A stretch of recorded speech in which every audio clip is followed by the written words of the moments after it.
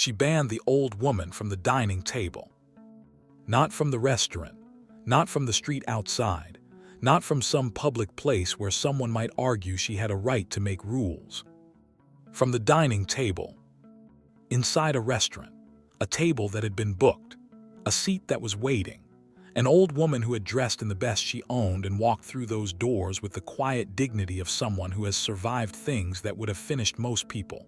And this girl, this one girl with her expensive dress and her louder voice and her absolute certainty that the world was organized around her comfort. This girl looked at the old woman and decided she did not belong there. And she said it out loud, in front of everyone. Now, before we go any further, I need you to understand that this old woman is not just any woman. This woman raised a son alone, completely alone, after losing everything, after losing the person who was supposed to be beside her for the whole journey. She raised her son with a vegetable stall, with early mornings and late nights, with the specific stubborn love of a mother who has decided that her child is going to have a life even if she has to build it out of nothing.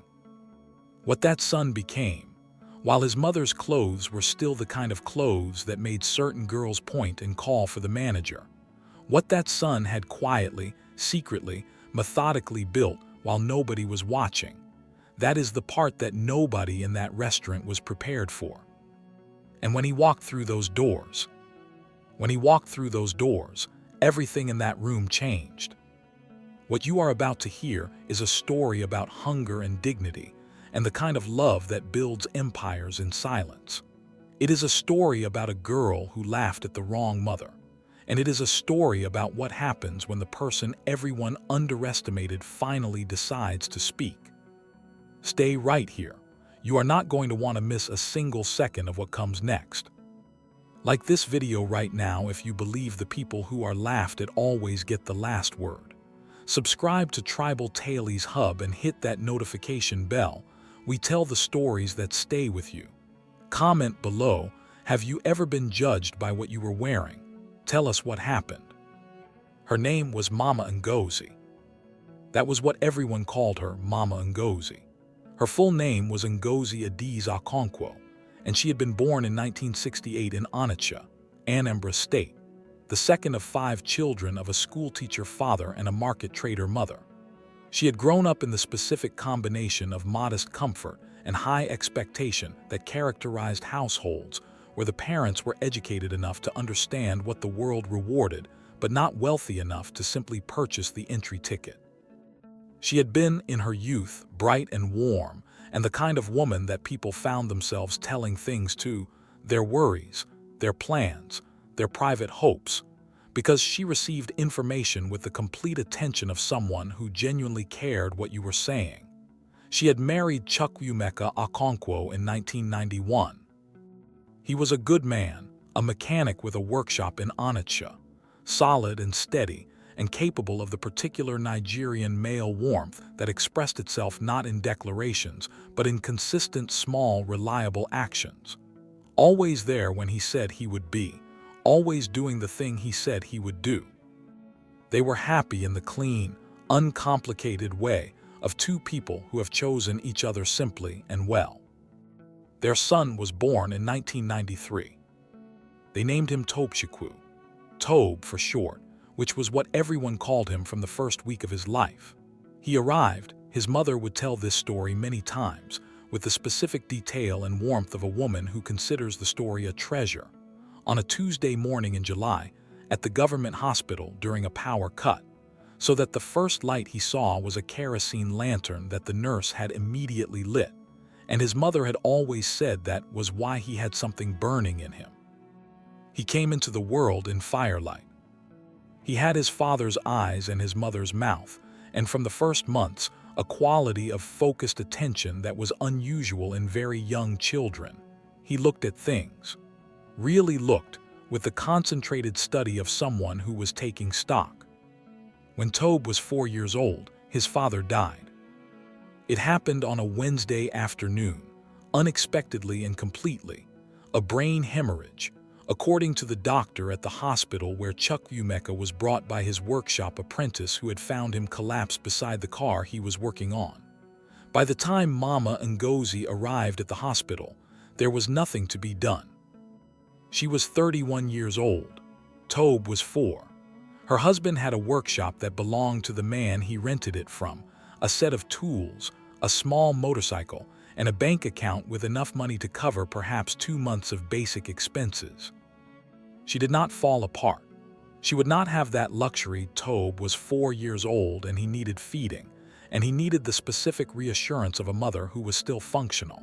And she provided both of these things while she grieved, in the way that women who have no one else to lean on grieve. Privately, completely, in the hours after her son slept, with her face in the pillow where her husband used to sleep. She sold the motorcycle. She sold what tools she could. She settled what debts existed.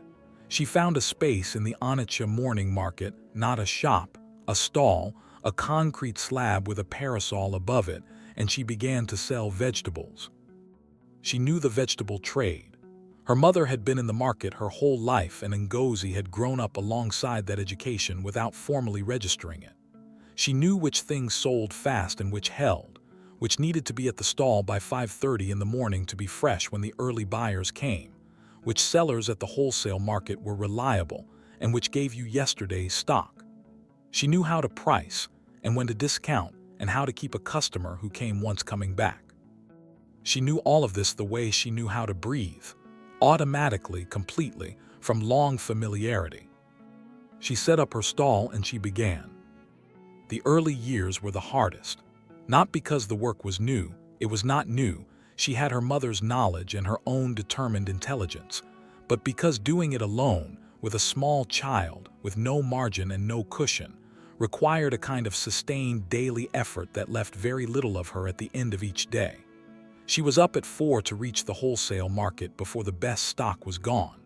She was at her stall by 6. She stayed until everything was sold or until the heat became too serious for remaining produce to hold. She came home, cooked, bathed Tobe, put him to bed, did the accounting for the day, set aside what needed to be set aside, and slept for a few hours before doing it again. Tobe grew up at the stall. Before he was old enough for school, he came with her every day, sitting on a small wooden crate behind the stall, watching his mother work with the concentrated attention that would later be his professional signature. He watched her negotiate. He watched her manage customers, the regular ones she greeted warmly, the difficult ones she handled with the specific patience of someone who understands that the relationship is worth more than the argument. He watched the market operate, the early morning rush, the midday quieting, the late afternoon second wave. He absorbed all of it before he had words for any of it. "Mama," he said one afternoon when he was 5, watching his mother count the day's earnings, "why do some people get to buy more?" She looked at him. "Because they have more money," she said. "How did they get more money?" She thought about it. "Many ways," she said. "Some were born into it. Some worked hard for a long time. Some were lucky. Some were smart. Which one are we going to be?" She looked at her 5-year-old son, his father's eyes looking back at her. "Which do you want?" she said. He thought about it very seriously, the way 5-year-olds think about things when they are the kind of 5-year-olds who think seriously. "Smart and hard work," he said. "Both." She put her hand on his head. "Then that's what we'll be," she said. School began the following year. Mama Ngozi had been saving for it. She kept the school money in a separate section of the tin she used for daily accounting, a tin that lived under the floor mat in the single room they rented. Every day, regardless of how the market had gone, she put something in the school section. On good days, more. On bad days, less. But always something. The school was a private school. She had made this decision clearly and deliberately, because she had seen the government schools in the area, and what she saw had told her that it was not the environment in which Tobe was going to learn what he needed to learn. The private school cost more. It cost significantly more. It meant the school section of the tin demanded more and the other sections had to adjust, which they did, with the careful management of a woman who had become, through necessity, a very precise accountant of small amounts. Tobe was a good student from the first term. Not in the way of effortless brilliance, he was not the student for whom everything came instantly. He was the student who worked. He read everything assigned and more. He asked questions that showed he had thought about the previous answers. He helped classmates without being asked. His teachers noticed him not because he was the loudest or the fastest, but because he was consistent. He always showed up, always tried, always delivered more than the minimum. He was also, from early on, interested in food. Not just eating it.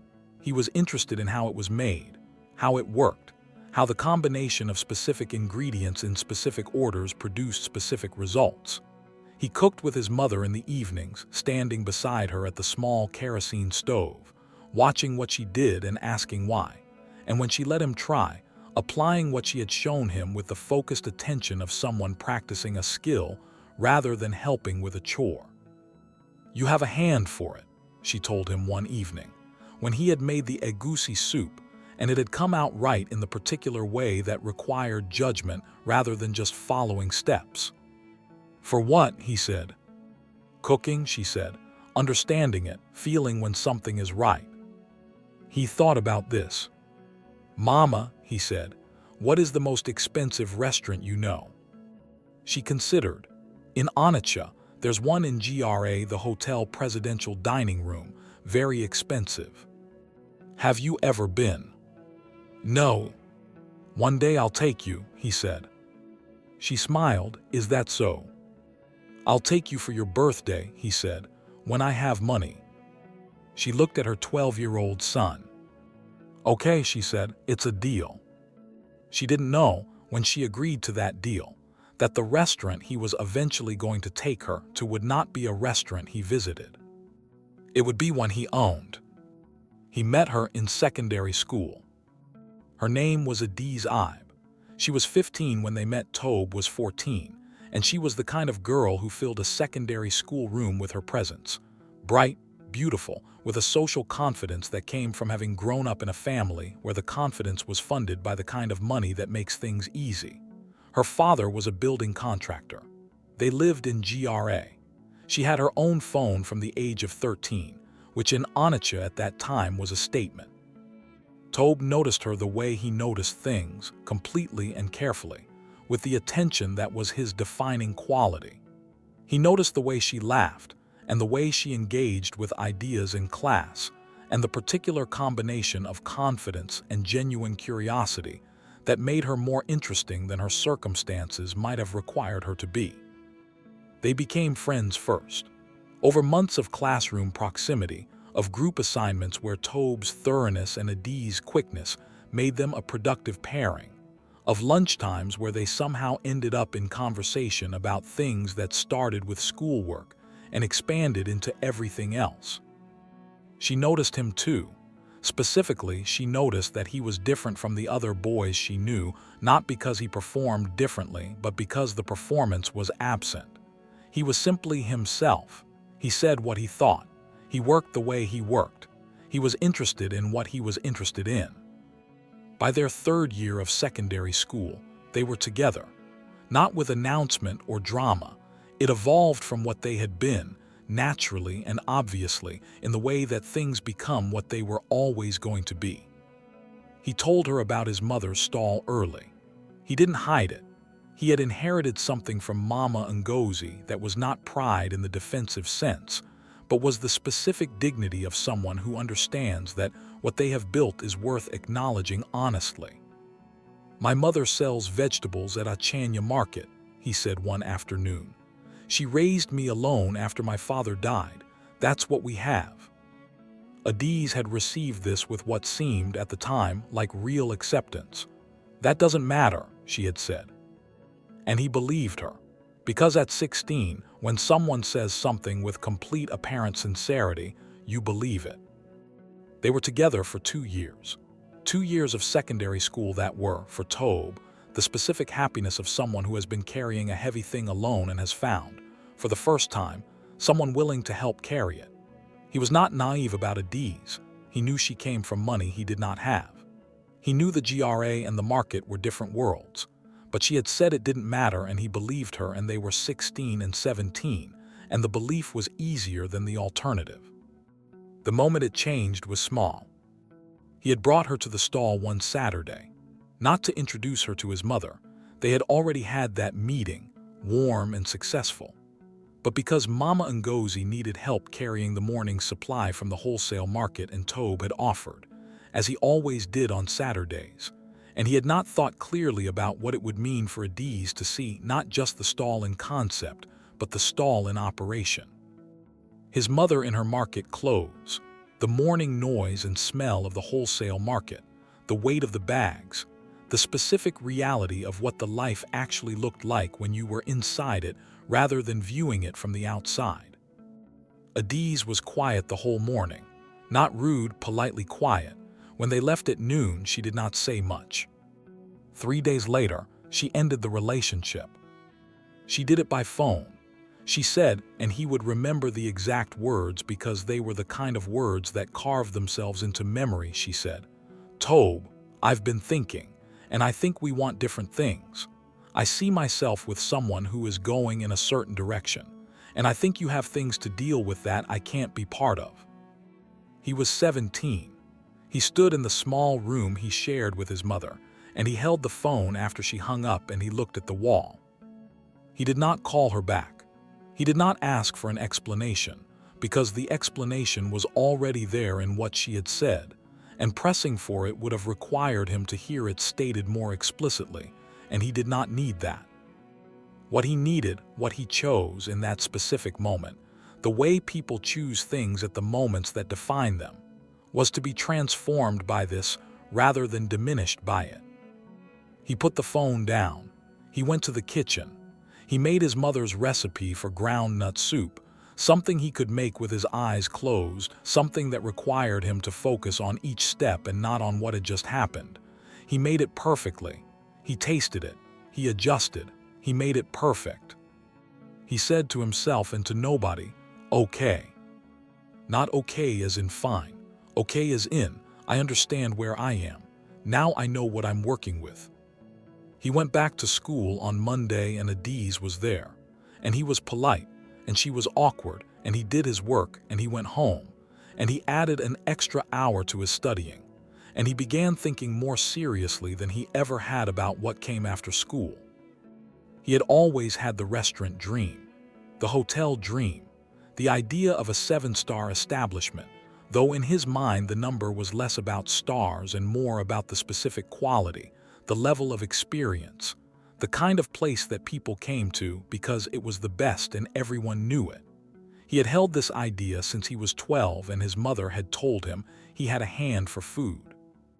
He had nurtured it with the care of something he was not yet ready to speak about, because speaking about something before you are ready to act on it can let the air out of it.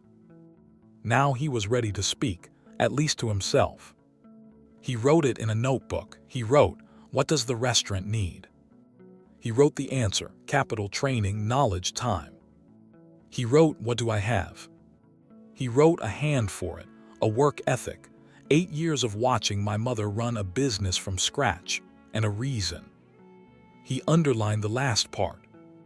He had a reason now, which was not just the original dream but the specific, clarifying knowledge that the world treated people differently based on what they had, and that the most powerful thing he could do, more powerful than argument, more powerful than anger, was to build something that could not be ignored. Secondary school ended. He applied for and received admission to a hospitality management program at a polytechnic in Enugu, competitive, well-regarded in hospitality circles, not cheap. Mama Ngozi, when he told her, was quietly enormous in her response. She said nothing dramatic and then spent the next 45 minutes recalculating the tin sections in her head and arriving at a plan. "Go," she said, "we'll manage the money." "I can defer," he said. "Work for a year, save." "Go," she said again. There was a quality in her voice that left no room for the conversation to continue in the direction it was going. I have managed 15 years. I can manage 2 more. He went. Enugu was where the real education began. Not the academic education. That was happening too, and it was good. And he applied himself to it with the focused intensity of someone who understands that the thing he is learning is the foundation of the thing he will build. He was studying food science and hospitality management and business operations, and supply chain logistics, and every module that touched the reality of running a food establishment at any level of the industry. But the real education was in the kitchens. He found work in restaurant kitchens in Enugu on weekends and holidays. Not prestigious kitchens. He was a polytechnic student with no formal cooking credential, and the places that would have him were not the places featured in any guide. They were working restaurants, local, busy, functional. The kind where you learned by being on the line when it was full, and the heat was serious, and everything needed to happen simultaneously, and nobody had time to explain anything twice. He loved it. He loved the specific physics of a kitchen under pressure, the way everything had to flow, the choreography of it, the relationship between the elements. He loved the moment when a dish worked. He loved understanding why it worked, the precise combination of temperature and timing and ingredient quality and technique that produced something that made the person eating it close their eyes for a moment. He was 20 when he finished the program. He came back to Onitsha with the qualification and the kitchen experience, and the notebook that had been filling for 2 years with observations and recipes and business ideas, and specific calculations about startup costs and revenue projections for different sizes of food establishment. He told his mother he had found a job. He had not found a job. He had found a space. The space was on a road in New Market area in Onitsha, a ground floor unit in a building whose upper floors were offices, with a frontage that was modest but good, a back area that could function as a kitchen with the right equipment, and a landlord who was willing to negotiate terms with a 20-year-old who came with a prepared business plan, which Tobe had produced over the previous month with the thoroughness of someone who understood that preparation was the thing that separated a request from a proposal. The name of the restaurant was Ngozi's Kitchen. He had not told his mother this. He had not told her about the restaurant at all.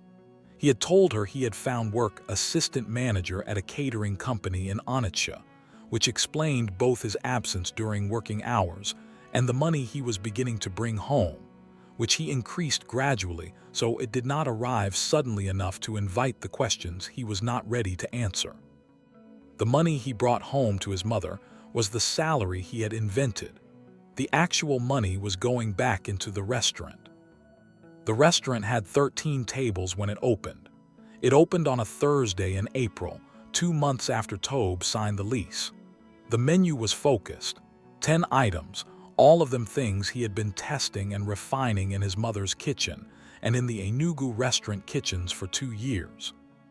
Not fusion, not international, West African food made at the highest level of skill he could bring to it, with ingredients sourced from suppliers he had identified and assessed personally, with preparation methods that reflected everything he had learned. The opening was quiet. He had not advertised in any conventional sense. He had told people. He had told his polytechnic contacts, former kitchen colleagues in Enugu who had relocated to Onitsha, a few people he had connected with through his mother's market contacts who were in the food industry peripherally. He had told them specifically, if you care about food, come and eat this. 12 people came on the first Thursday. 11 of them came back within 2 weeks. That was the ratio he was looking for. Because Tobe had understood something from watching his mother run her stall for 15 years. The thing that built a business was not the first visit. It was the return. The return was what you earned by doing something so consistently well that the person had no option but to come back. His mother had built her customer base one return at a time, and he was going to do the same thing. He was also, and this required a different kind of intelligence, going to do it at a level that attracted a different kind of customer. He had thought about this carefully. He had watched the Enugu restaurants and he had studied what the high-end establishments had that the working-class ones didn't, and it was not simply better food, though better food was necessary. It was the complete experience. The room, how it was arranged, how it was lit, how it was staffed. The service, how the staff spoke, moved, presented. The small things. The quality of the napkin, the presentation of the menu, the specific unhurried pace of a properly managed service. He had studied all of this, and he had replicated it in 13 tables on a new market road in Onitsha. Not expensively. He did not have that capital yet, but thoughtfully, with the specific attention to detail of someone who understands that the detail is the experience, and the experience is the product. The restaurant grew. Not overnight. Over months, with the patient consistency that his mother had taught him by example rather than instruction. Month 1, 12 regulars. Month 3, 30. Month 6, 60 and a waiting list on Friday evenings. Month 9, full 6 nights a week, with a review from a food blogger in Lagos who had stopped in Onitsha for business and had been directed by 3 separate people to this specific restaurant on this specific road in New Market. The review read in part, Ngozi's kitchen is doing something quietly extraordinary in Onitsha. It is not trying to be a Lagos restaurant. It is not trying to be anything it is not. It is trying to be the best version of what it actually is, a restaurant that respects Nigerian cooking as fine dining. And it has succeeded, apparently without anyone outside Onitsha noticing. This oversight should be corrected immediately. It was corrected. Within 3 months of the review, Tobe had received 2 investment inquiries, 1 interview request from a Port Harcourt food publication, and a visit from a chef who worked for a Lagos hotel group and who came for dinner and stayed for a conversation that lasted 2 hours after the kitchen closed. His name was Chef Tobe. He was 38, a trained chef who had worked in hotels across West Africa and who had been, for the past 4 years, trying to find the right partnership to start his own establishment. He had heard about Ngozi's kitchen through the blogger's review and had come specifically to assess. He had assessed. You understand food at a level that most people your age don't understand it, Chef Tobe said. And you can run a business which most chefs can't. What are you missing? Scale, Tobe said, and experience at the top level. What's the plan? Tobe told him. Not the whole plan, not the part about his mother and the promise he had made at 12 years old about taking her to the best restaurant, but the professional plan. Expand Ngozi's kitchen, use its reputation and his growing capital to fund a larger establishment, go to Europe for a period to train at the highest level of his field, come back and build something that was not just the best in Onitsha, but the best in Nigeria. Chef Tobe listened without interrupting. When Tobe finished, he said, I want to be part of this. This was not a social nicety. Chef Tobe meant it specifically and materially. He had capital he was looking to deploy into the right hospitality partnership. He had the formal fine dining training that Tobe's polytechnic qualification lacked, and he had the West African hotel industry network that Tobe was going to need for the next phase. They became partners. The partnership did what good partnerships do when they match complementary capabilities. It accelerated everything. Chef Tobe's training credential and industry relationships opened doors that Tobe's talent and work ethic immediately walked through and made the most of. Ngozi's kitchen was upgraded, not relocated, upgraded, with a proper renovation that took the 13-table ground floor space and turned it into a 22-table room that was genuinely beautiful. More significantly, the partnership gave Tobe access to the kind of supplier relationships and kitchen equipment he had not previously been able to reach. The food got better, which seemed impossible because the food had already been drawing people from Lagos. It got better. The second restaurant was in Port Harcourt. A proper restaurant, not a repurposed ground floor unit. A purpose-built space in a new commercial development in GRA Port Harcourt, financed through a combination of Ngozi's kitchen profits, Chef Tobe's capital, and a bank loan that Tobe negotiated personally with a business plan that his banker later described to a colleague as the most thoroughly prepared document she had received from a 22-year-old in 15 years of banking. Port Harcourt opened and was fully subscribed within 4 months. The third was in Lagos.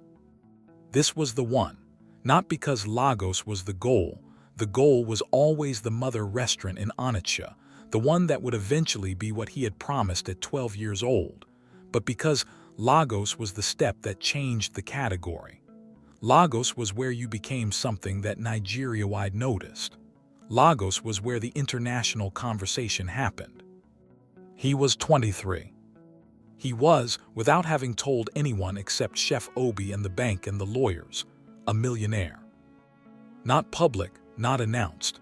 He had not bought the cars or the house or done any of the things that announce arrival. He drove a clean but modest car. He wore good clothes, not expensive. He lived in a flat in Onitsha that was decent but unremarkable. Every extra naira went back in. His mother's stall was still running. He had been supplementing her income for 2 years, the invented salary, delivered consistently, with the story of the catering company job adjusted occasionally to explain the increases. She had been using the money to improve her stall, to buy better stock, to live slightly better. She was not struggling in the way she had struggled, but she was still there in the market every morning at 4:30. He was not ready to tell her yet. His goal, the goal he had set at 12, refined at 17, written in the notebook, held with the particular tightness of something that had to happen before anything else, was the Onitsha restaurant. The main one. The establishment that would be what he had promised. The best. The kind of place his mother could walk into and understand with every detail of it that her son had done something extraordinary. It was ready in his 23rd year. He had purchased a property on Oka Road in GRA Onitsha, not the old New Market space, though Ngozi's kitchen remained there, still running, still full, managed now by a general manager he had trained personally. This new property was a conversion, a large house on a corner plot that had been redesigned by an architect whose portfolio included 2 Lagos restaurant spaces that Tobe had studied photographically before commissioning.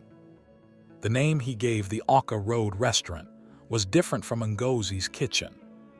He called it Mama. Just that, on the door, on the menu, on everything, Mama. When Chef Obi had first seen the name, he had been quiet for a moment. Then he had said, "She doesn't know." "Not yet," Tobe said. "When are you going to tell her?" "When she sits at the best table," he said. He called her on a Wednesday. She was at the stall. He could hear the market in the background, the familiar ambient sound of his childhood. She had her market voice on, which was louder and more authoritative than her home voice, and he could hear it shift into the mother register when she heard who it was. "Tobe." "Mama," he always said it the same way. "How is the stall today?" "Good, good. Tomatoes are good this week. The price from Kano came down." "Good." A pause. "Mama, I want to tell you something." "Tell me." "I have some good news about work. Very good news, but I want to tell you in person." He paused. "This weekend, Saturday evening, I want you to come to dinner with me. I want to take you somewhere." A silence. "What restaurant?" she said. "The one I've been working at," he said, not quite a lie. "I want to show you. I've booked us a table, the best table." Another silence. "Tobe," she said carefully, "restaurants like that I don't have." "You have whatever you have, Mama," he said. "Come exactly as you are. I'm telling you, come as you are. That is enough. I promise you that is exactly enough." She was quiet. "Okay," she said finally, "Saturday." What Tobe did not know, what he could not have known, because his mother had the specific pride of a woman who managed her own dignities privately, was that she went to the market on Thursday and on Friday specifically looking for something to wear. Not to a boutique, those were not where she shopped. To the market, to the stalls that sold good second-hand clothing, because she wanted to wear something that was decent and she was going to find it herself. She found a dress, navy blue with a small floral pattern at the collar. It had been someone else's dress at some point and it was not new, and it had been cleaned and pressed by the seller, and it fit her well enough. And she pressed it again at home with the old iron, getting the sleeves perfect the way she always got sleeves perfect, and she hung it on the nail on the back of the door of the room. She looked at it on Friday night. She thought, my son has a job at a good restaurant, a good job. He is going to show me something good. She thought, I will dress well for him, so he can be proud of me. This was Mama Ngozi, 60 pounds worth of dress from a second-hand stall, ironed to precision, chosen with love, for a son who was taking her to a restaurant that bore her name. Saturday evening, she took a taxi to the address he had given her. It was in GRA. She recognized the neighborhood, the wide roads and the compound walls and the quality of the buildings. The taxi stopped outside a corner plot property that had been converted into something beautiful. Deep green painted walls, warm lighting at the entrance, a discreet but elegant sign by the door. She read the sign. She stopped reading it. She read it again. Mama. It said Mama. She did not understand yet. She thought, coincidence. She thought, interesting name for a restaurant. She thought about the fact that this was the neighborhood GRA Onitsha that had been the neighborhood in Tobe's question at 12 years old, the Hotel Presidential, the kind of restaurant she had never been to. She went in. The entrance of Mama Restaurant was a reception area, warm, low-lit, with fresh flowers that had been sourced from a farm outside Onitsha, and that arrived every 2 days. A young woman in a well-cut black uniform was at the reception desk. She looked up and smiled at the woman in the navy blue dress. Good evening, she said. Welcome to Mama. I have a booking, Mama Ngozi said, under Tobe. Mrs. Okonkwo, the receptionist said, and there was a warmth in the way she said it that Mama Ngozi would remember later when she understood everything. We've been expecting you. Please come this way. She was led through the dining room. It was the most beautiful room she had ever been in. She knew this immediately and absolutely, the way you know things that are unambiguously true. It was beautiful in a specific way, not in the way of a place trying to impress, but in the way of a place that has been designed with genuine care by someone who understood what dining should feel like. The proportions were right. The light was right. The sound, there were other diners, the room was nearly full, but the noise level was exactly what it should be, present but not intrusive. She was led to a table by the window. It was the best table in the room, set for 2, with a small card that said, reserved. She sat. A waiter came, he brought water, he offered the menu, she received it. She looked at the menu. Her eyes went to the prices and then away from the prices, because the prices required a different kind of accounting than she wanted to do right now. She looked around the room. And that was when she saw the group at the large center table. 4 young women, mid-20s, expensively dressed with the specific Lagos vocabulary of expensive dressing, the labels, the shoes, the particular way the money expressed itself through clothing that started as fashion and became statement. They were loud in the way of people who have never had to calculate the cost of being loud. They were ordering with the cheerful authority of regular restaurant patrons. One of them, the one closest to the aisle, the one with the largest earrings and the most precisely applied makeup, looked across the room. She looked at Mama Ngozi. Mama Ngozi looked back politely. The girl said something to the girl beside her. The second girl looked. A whisper passed around the table, and then the first girl, the one who had started it, raised her hand. The waiter came to her table. There's a problem, the girl said. Her voice was not low. It was not intended to be low. There's a woman at that table, she gestured openly across the room, and she doesn't look like she should be here. This is a high-class restaurant. You need to check the standard of who you're letting in. The waiter said carefully, "Madam, our restaurant welcomes all guests." "Is she a guest?" the girl said. "She's wearing second-hand clothes. She looks like she came from the market. This is embarrassing. I come here for the experience, and this is the experience you're giving me." She paused for effect. "I want to speak to the manager." Mama Ngozi heard all of this. She heard every word. The dining room had gone quiet in the particular way that rooms go quiet when something uncomfortable is happening in them, and nobody knows yet what to do about it. She sat very still. Her hands were in her lap. Her face showed nothing. She had her market face on, which was the face of someone who had navigated the public world for 30 years and knew how to receive difficulty without advertising it. The manager came. His name was Emeka Okafor, 31, who had been running Mama Restaurant's front of house for 6 months and who knew exactly who Mrs. Okonkwo was. Though he was in the specific difficult position of not being able to explain this without revealing what was not yet to be revealed. "Good evening," he said to the girl at the center table. "Your dress code," the girl said. "You need one, or at least enforce the one you have. That woman at the corner table," again the open gesture, the finger pointing across the restaurant, "does not belong here. She's clearly not the kind of person this restaurant serves. It's pulling down the whole atmosphere." "Madam," Emeka began. "Either she leaves or I leave," the girl said. "And I have 12,000 followers on Instagram, and I will post about this tonight." Emeka was preparing his response when the front door of the restaurant opened. The girl did not see it. She was looking at Emeka.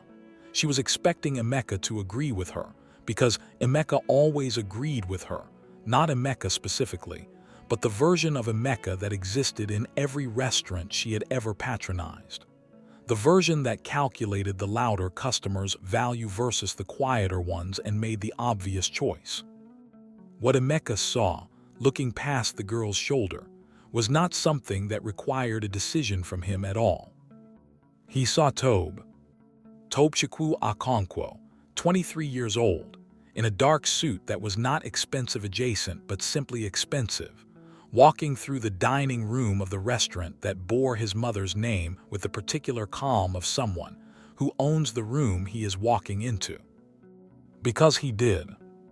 He had seen the situation from the door, had read it in the posture of his staff, in the unusual quiet of the dining room, in the way his mother was sitting with her hands in her lap and her market face on. He walked to the center table. The girl looked up at him. She registered the suit. She registered the fact that Emeka, the manager, had gone notably still. "Good evening," Tobe said. His voice was even. It was the voice he had been developing for 3 years. The voice that came from studying English not as a second language, but as a professional instrument. From listening to how confidence sounded when it was real rather than performed. From standing in his own restaurant and understanding that the room was arranged around him rather than the other way around. "Are you the manager?" the girl said. "I'm the owner," he said. "A beat." The girl recalibrated. The recalibration was visible, a slight shift in her posture, a micro-adjustment of the social arithmetic she was running. "Then you understand my concern," she said. "The woman at that table is my mother," Tobe said. The room had gone completely quiet. "She is my mother," he said again, not louder. He did not need louder. "She is at the best table in this restaurant because I reserved it for her.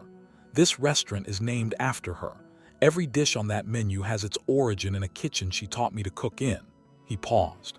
"And I need you to understand something clearly. My mother may be wearing different clothes than you are wearing.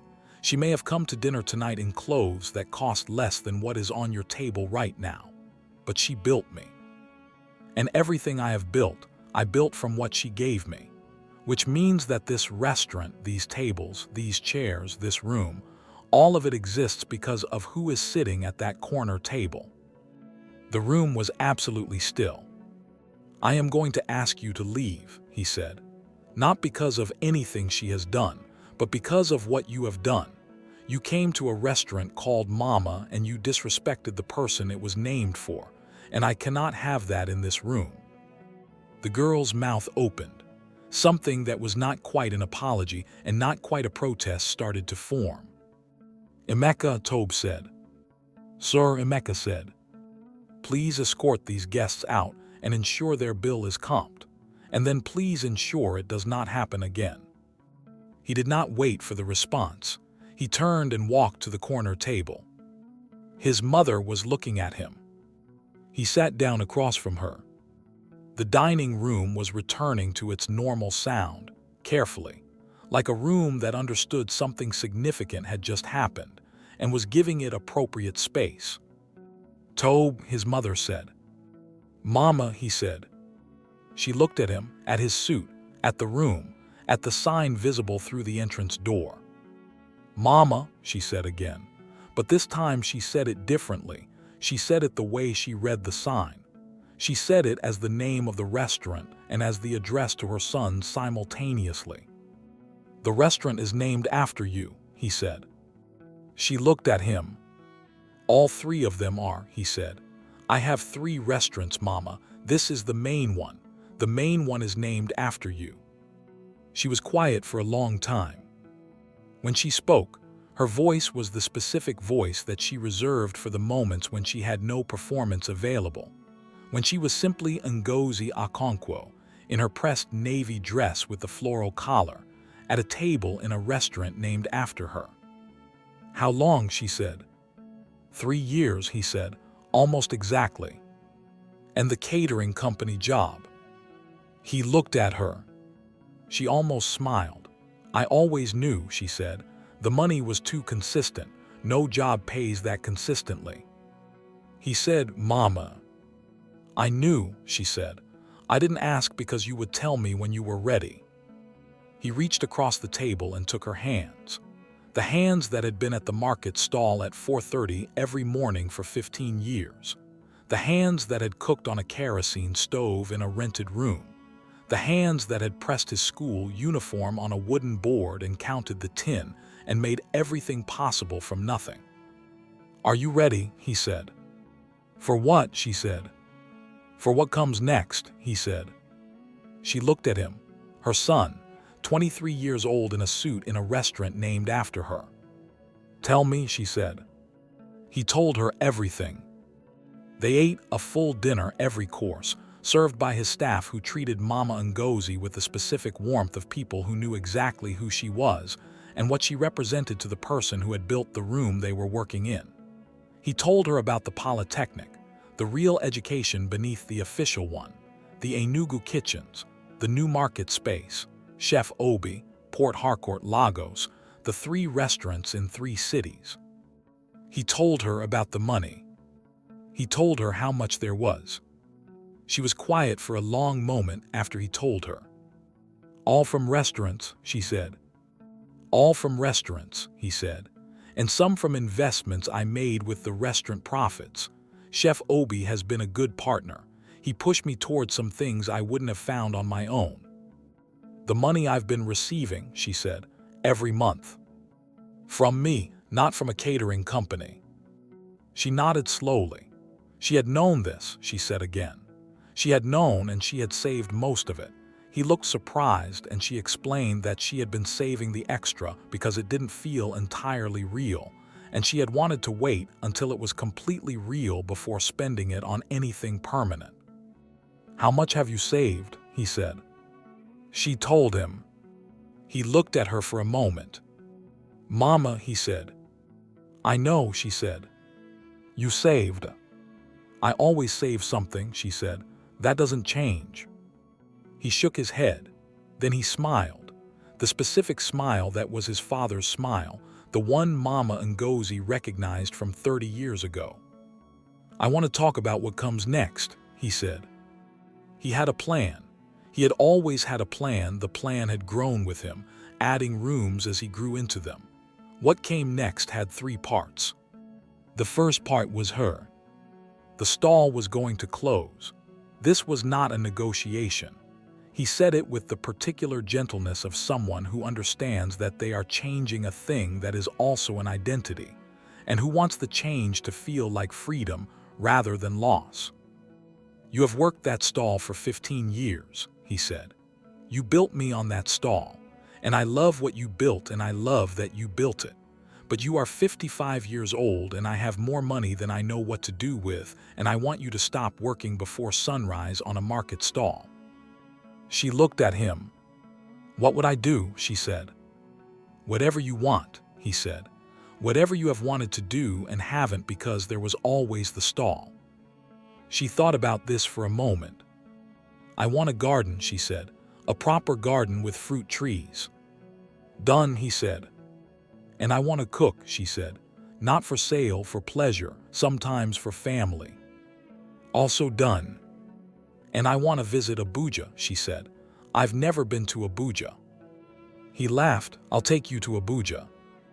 "And Lagos," she said. "Also Lagos." And she said, and her voice changed slightly here, became more careful, "I would like to see the new market restaurant, the one you started with." He was quiet for a moment. "Ngozi's Kitchen," he said. She looked at him when he said the name. "Yes," she said, "Ngozi's Kitchen."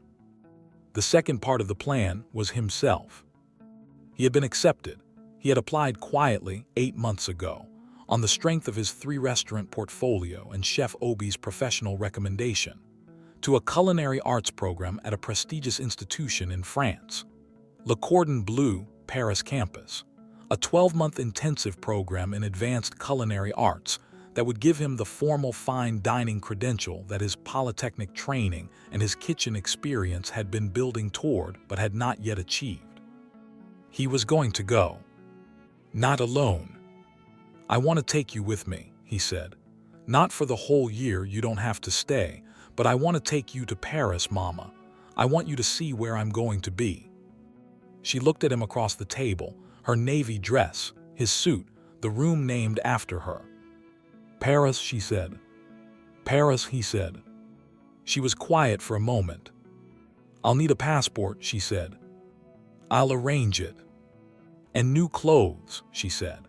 "I cannot go to Paris in," she gestured at herself, at the navy dress, and something passed across her face that was not embarrassment but was the specific recognition of the difference between where she was and where he was proposing to go. "You can buy anything you want," he said. "Whatever you want for Paris and for whatever comes after. There is money, Mama. There is more than enough money." She looked at him. "Tobe," she said. "Those girls," she stopped. "Yes," he said. "The ones who were asked to leave. What about them?" "You didn't need to do that for me," she said. "I've been managing people like that my whole life." "I know you have," he said. "That's the problem. You've been managing them for too long. Tonight you don't have to manage anything." She was quiet. "And the dress is beautiful," he said. "You iron the sleeves yourself." She looked at him. "You notice that," she said. "I notice everything you do," he said. "I learned it from you." She pressed her lips together. She was not going to cry at the best table in a restaurant named after her. She had decided this when she sat down, and she was holding to it. She almost held to it. He told her the third part. The third part was a house he had purchased 2 months ago in the Agulu Lake area of Awka, which was the most beautiful residential area he had found after 6 months of looking a property.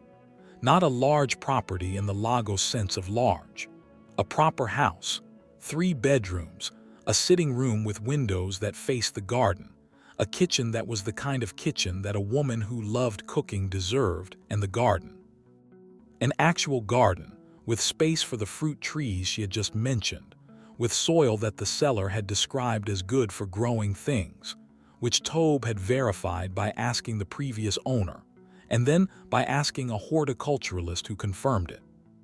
He told her about the house. He described it room by room. He described the kitchen specifically. He described the garden.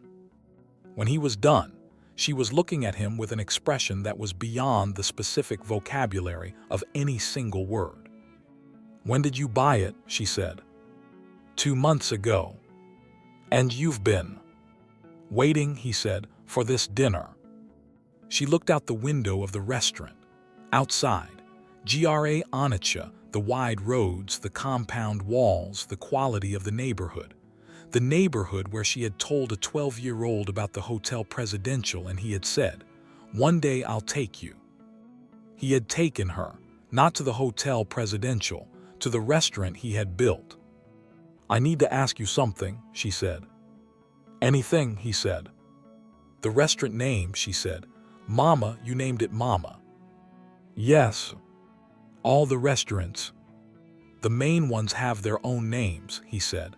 "But this one, the Onitsha one, I wanted it to be yours. Everything started here, with you. With the stall and the kerosene stove and the egusi soup and everything you showed me without knowing you were showing me." She was quiet for a long time. "Your father," she said finally, "he would have liked this." Tobe said, "Tell me about him." And she did. For the first time in many years, really told him, not the brief mention she had made when he was young, but fully, in detail, with the specific particularity of someone who has been keeping something safe for a long time and has finally found the right moment and the right person to give it to. She told him about the mechanic workshop and the small motorcycle and the man who was always where he said he would be. She told him about Tuesday afternoons and the way he made tea. She told him about the specific quality of the loss, not just the loss of a person, but the loss of the version of the future that had included that person, and how she had had to, quietly and without assistance, build a different version. Tobe listened, completely, the way he listened to everything. When she was done, he said, he would have been here tonight if things had been different. "Yes," she said. "Then we eat for him too," Tobe said. They ordered dessert. It was the best dessert either of them had ever eaten, which was partly because the pastry chef was excellent and partly because of everything else. They ate slowly. They talked about the France plan and the Abuja visit and the Lagos trip and the garden, about what came after the culinary program. He told her the full vision now, the vision he had been building toward since he was 12 years old. The hotel. Not 7 stars by the arbitrary metric of the global hotel system, but the equivalent of it. The finest hospitality establishment in the region, built on the foundation of everything he had learned and everything she had taught him. "When?" she said. 4 years, he said. 18 months in France, 6 months back in Nigeria completing partnerships and property, then another 18 months of construction and opening. And the restaurants in the meantime. Chef Obi manages the partnership. They run without me. They've been running without me for 6 months. She received this information with the specific expression of a woman who is recalibrating a great many things simultaneously.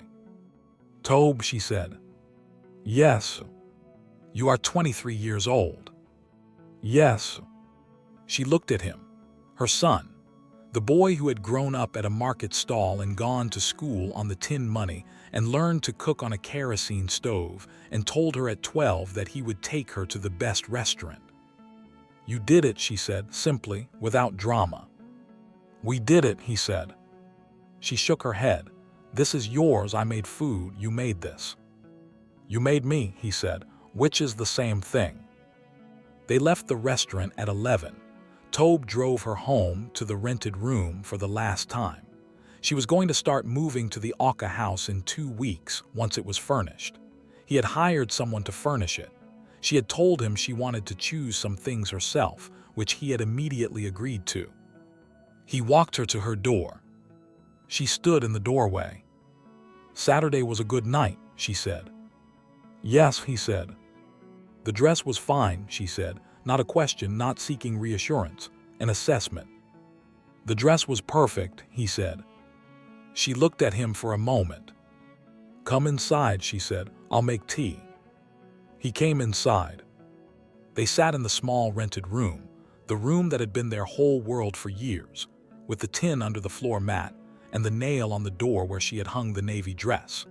They sat and drank tea, and it was the most ordinary thing, and it was, simultaneously, the most extraordinary thing he had experienced in a year full of extraordinary things.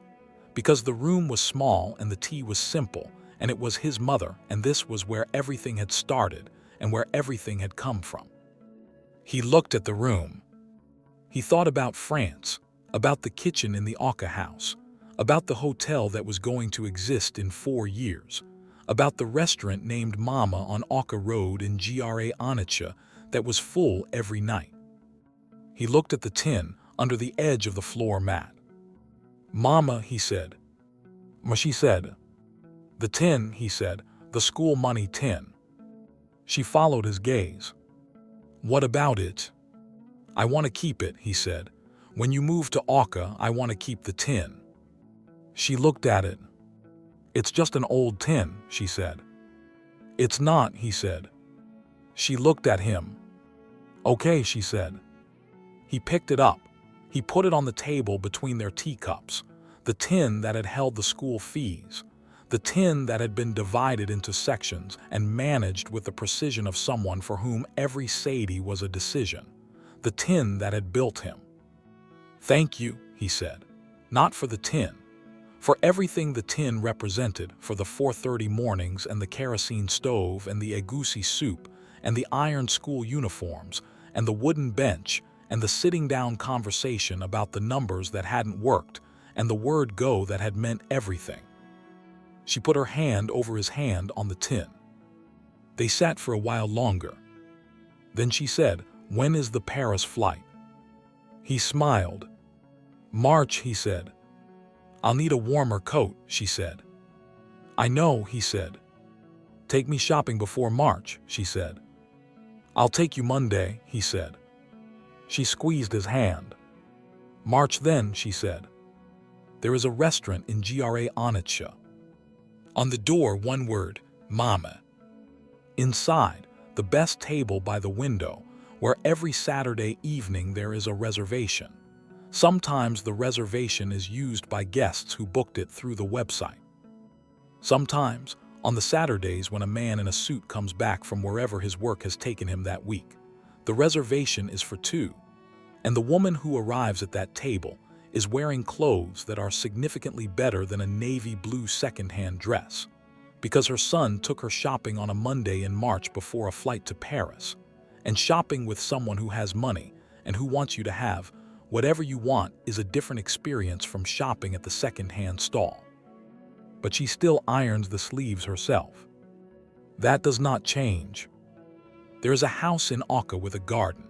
In the garden, 3 mango trees, a pawpaw, a row of tomatoes that are doing well this season, and a woman who rises at 5:30 in the morning, old habits, and walks through what is growing with the particular pleasure of someone who has spent her whole life making things grow, and who has arrived, finally, at a place where what she grows is entirely for herself. There is a hotel that opened 18 months ago in Abuja, the result of 4 years of work that began with a 12-month culinary program in Paris and a research period across West Africa, and a construction phase that everyone who saw the original plan said was too ambitious, and that was, upon completion, immediately recognized as not ambitious enough because the reality exceeded the plans. The hotel has a restaurant on the first floor. The restaurant is called Mama. And there is a man, 27 years old, which seems impossibly young for everything his biography already contains, who sits occasionally in the corner office of the hotel's management suite and looks at 2 things he keeps on the desk. One is a small, old, slightly dented tin, the kind that used to hold biscuits, repurposed for another use, with a series of pencil marks on the inside where amounts were tracked over years. The other is a photograph from a Saturday in March, taken at an airport, his mother and him, side by side, both looking at the departures board above them. She is wearing a coat, a proper winter coat, bought for Paris, and she is holding her passport with both hands and looking at the departures board with the expression of someone who is receiving information, They have been waiting for a long time. He carries both things with him because they are the answer to every question his success generates. How did you start? With a tin. How did you keep going? With a woman who ironed the sleeves. What was the goal? This, always this. To go back to where you started and give it something it didn't have. And the girl who pointed across the restaurant. She did not become part of the story. She passed through it for a moment and left, the way people who mistake presence for power always eventually leave, quietly, without ceremony, with a moment in which they understand that the room was never organized around them.